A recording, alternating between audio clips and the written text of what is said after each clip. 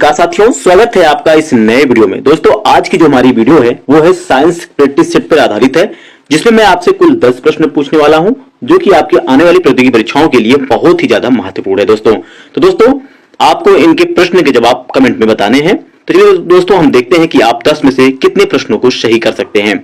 दोस्तों, आपका पहला प्रश्न है, चाबी भरी हुई घड़ी, यानी कि चाबी भरी हुई घड़ी में कौन सी ऊर्जा होती है, ये आपको बताना है। दोस्तों, विकल्प आपके सामने दिए गए हैं, इन विकल्प में से आपको सही विकल्प का चयन करना है। तो मेरे प्यारे साथियों, अगर आप जा रहे हैं ऑप्शन बी की तरफ तो आप बिल्कुल सही हैं।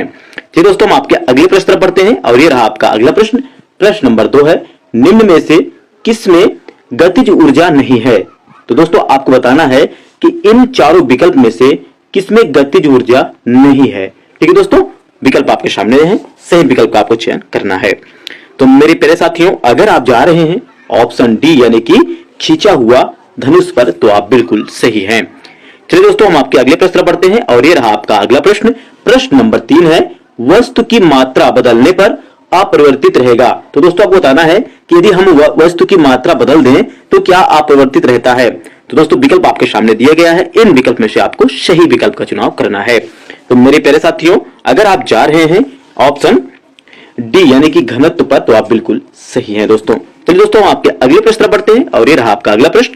आपका अगला प्रश्न है दोस्तों, ध्यान दीजिएगा, तेल दीप के बाती में तेल किस कारण ऊपर उठता है। तो दोस्तों, आपको बताना है कि जो तेल का जो दीपक होता है उसमें जो बाती लगी होती है, उस बाती में तेल ऊपर कैसे उठता है, किसके कारण उठता है, ये आपको बताना है दोस्तों।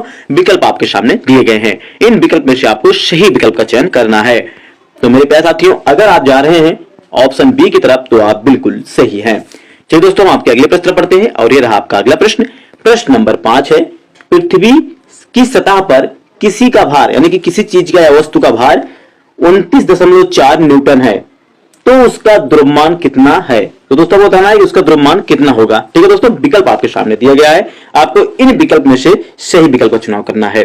तो मेरे प्यारे साथियों, अगर आप जा रहे हैं ऑप्शन बी यानी कि 3 किलोग्राम पर तो आप बिल्कुल सही हैं।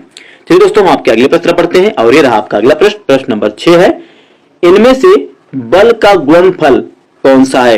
तो दोस्तों, यानी कि आपको बताना है कि बल का जो सूत्र होता है यानी कि वो कौन सा है, ये आपको बताना है। विकल्प आपके सामने दिए गए हैं, इन विकल्प में से आपको सही विकल्प का चुनाव करना है। तो मेरे प्यारे साथियों, अगर आप जा रहे हैं ऑप्शन बी यानी कि द्रव्यमान और त्वरण की तरफ तो बिल्कुल सही है। तो दोस्तों, आप जानते हैं कि जो हमारा सूत्र होता है बल का, तो बल बराबर क्या होता है, द्रव्यमान यानी कि यम और ये बराबर क्या हो जाएगा आपका यम में। ठीक है दोस्तों, ये आपका सूत्र होता है। तो चलिए दोस्तों, हम आपके अगले प्रश्न पढ़ते हैं और ये रहा आपका अगला प्रश्न। प्रश्न नंबर 7 है, 1 किलोग्राम राशि का वजन है। तो दोस्तों, आपको बताना है कि 1 किलोग्राम की जो राशि होती है उसका कितना वेट होता है, ये आपको बताना है दोस्तों। विकल्प आपके सामने दिए गए हैं। तो मेरे प्यारे साथियों, अगर आप जा रहे हैं ऑप्शन सी यानी कि 9.8 न्यूटन की तरफ तो आप बिल्कुल सही हैं। आपका अगला प्रश्न है प्रश्न नंबर 8, सूर्य में निम्नतर ऊर्जा का सृजन किस कारण होता है, ये आपको बताना दोस्तों। विकल्प आपके सामने दिए गए हैं, इन विकल्प में से आपको सही विकल्प का चुनाव करना है। तो मेरे प्यारे साथियों, अगर आप जा रहे हैं ऑप्शन ए की तरफ तो आप बिल्कुल सही है दोस्तों। चलिए दोस्तों, हम आपके अगले प्रश्न पढ़ते हैं और ये रहा आपका अगला प्रश्न। प्रश्न नंबर 9 है, इनमें से श्यानता की इकाई है। तो दोस्तों, को बताना है कि श्यानता की इकाई क्या है, विकल्प आपके सामने दिया गया है। तो मेरे प्यारे साथियों, अगर आप जा रहे हैं ऑप्शन ए की तरफ तो आप बिल्कुल सही हैं दोस्तों। चलिए दोस्तों, हम आपके अगले प्रश्न पढ़ते हैं और ये रहा आपका अगला प्रश्न। प्रश्न नंबर 10 है, दूध से क्रीम निकालने में कौन सा बल लगता है। दोस्तों, ये आपको बताना है, यानी कि जब आप दूध को जो है मतलब दही को जब मथते हैं, मथने का जो कार्य करता है और उसके बाद जो है दूध जो है अपने घी को छोड़ देता है, बाहर निकाल देता है, तो ये बताना है आपको कि दूध से क्रीम निकालने में कौन सा बल लगता है, ये आपको बताना है दोस्तों। विकल्प आपके सामने दिए गए हैं, इन विकल्प में से आपको सही विकल्प चुनाव करना है। तो मेरे प्यारे साथियों, अगर आप जा रहे हैं ऑप्शन ए की तरफ यानी कि अपकेंद्र बल की तरफ जा रहे हैं तो आप बिल्कुल सही हैं दोस्तों। तो मेरे प्यारे साथियों, आपको यह वीडियो कैसी लगी हमें कमेंट में जरूर बताइएगा। मिलते हैं आपसे अगले वीडियो में, धन्यवाद।